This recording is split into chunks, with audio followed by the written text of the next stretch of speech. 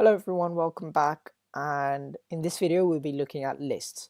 So lists are basically objects which contain values.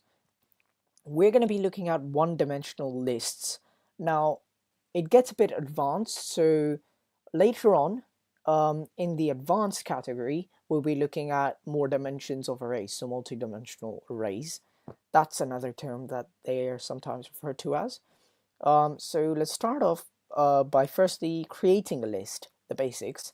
So my list is, and then square brackets, and in there you can put in whatever values you want and separate them with commas, and there we go. So that's our list, and if we print this we get the list. So as you can see here, we get the list.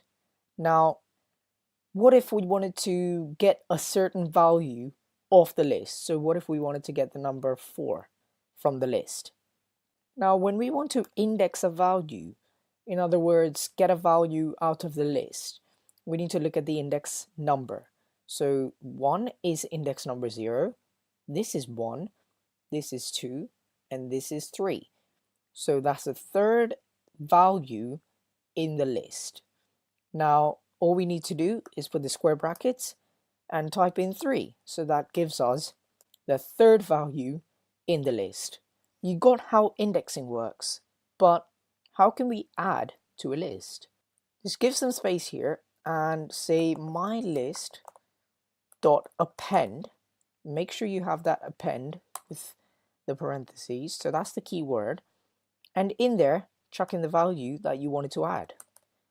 So there you go, and then you can go ahead and remove this. It adds and then it prints out the new list, and as you can see it's added the value, and now the list contains one extra value. Now for the basics, this is all you need to know: how to create a list, print it, get a value from a list, and add to a list. So that's the basics, guys. Thanks for watching. I'll see you in the next video.